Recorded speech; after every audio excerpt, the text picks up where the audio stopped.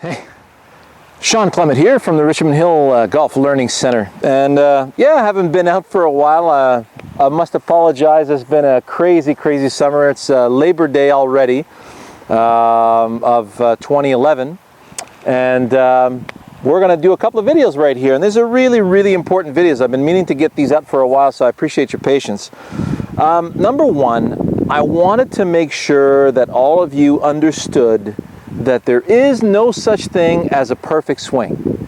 There is no such thing as an automatic swing, okay? Now, we may have thought about this in the 80s and the 70s, but when the 1990s occurred and we were able to see MRI images of the brain and study how the brain worked, we realized that the brain has to reformulate every single action from scratch. Doesn't matter what sport you're in, doesn't matter how many years you've been in that sport, every swing in your golf swing has to be reformulated from scratch. Let me explain.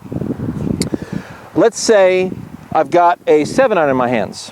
I've got a shot from the fairway versus a shot from the thick rough.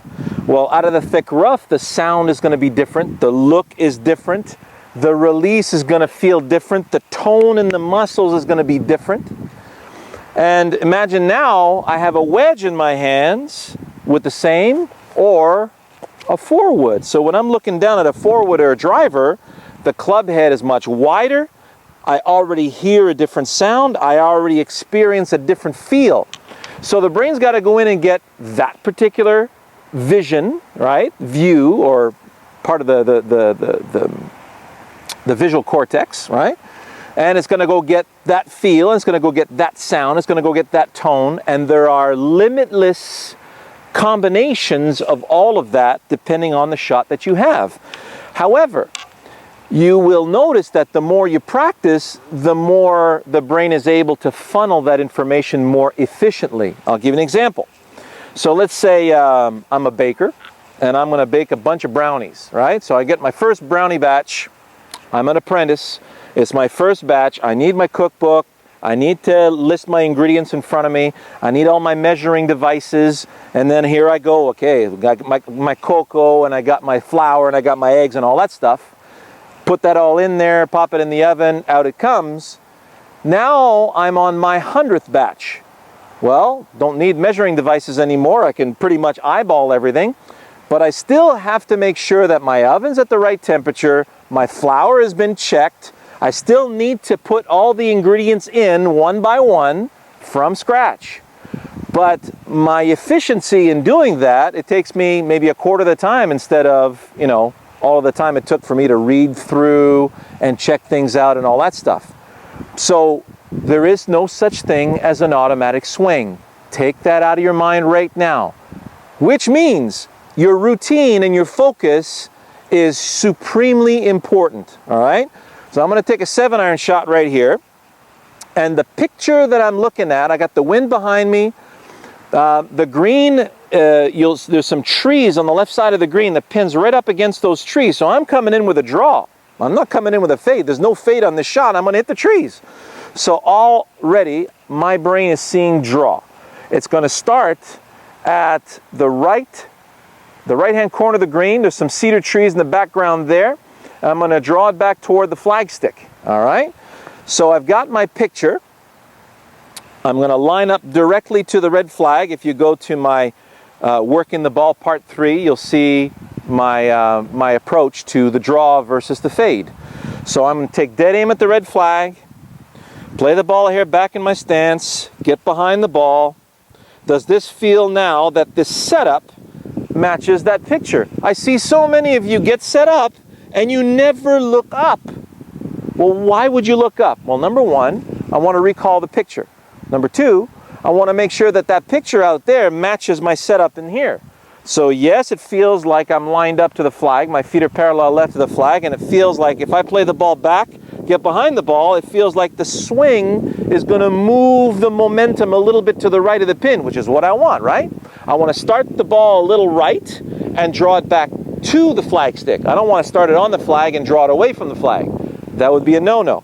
That's not a draw, all right? That's a pull hook. So the picture matches the setup. Now I've got the job done what's left. This is super important. I recall the picture, and I recall the feel I need to deliver into that picture. One of my favorite is the hammer into the door frame, right?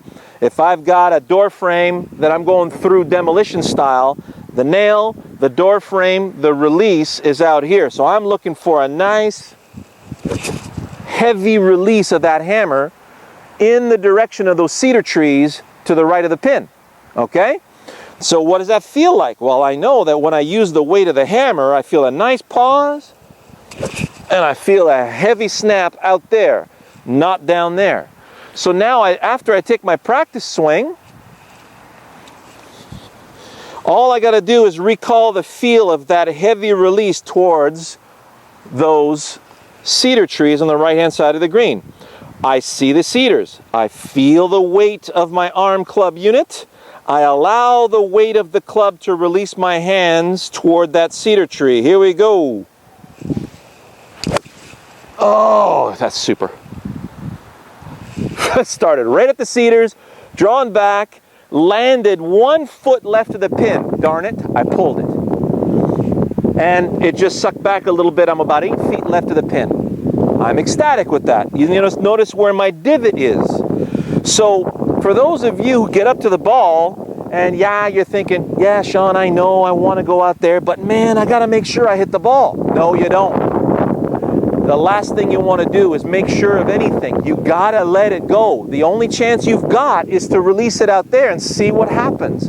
That's what I tell my students. I say, once you're set up, you see the picture, same picture, feel the weight of the arm club unit. What's it feel like when you deliver out into the picture?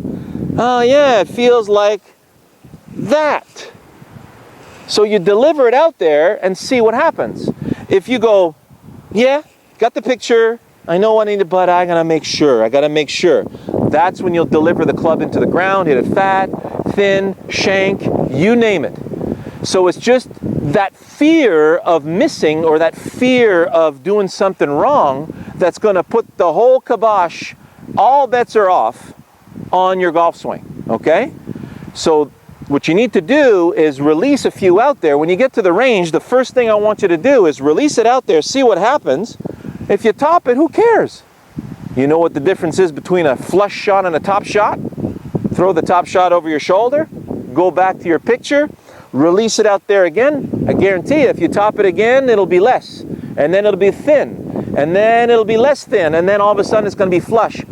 Give your brain a chance to figure out, your instincts, to figure out where to put the ball if you keep releasing out there. So from this moment forth, you guys, all of your releases are out there, carefree, and then observe what happens, see what happens to contact, and then keep going with that, and make sure it keeps on releasing out there, and you'll see how things materialize from there. You'll be on your way to some wonderful surprises.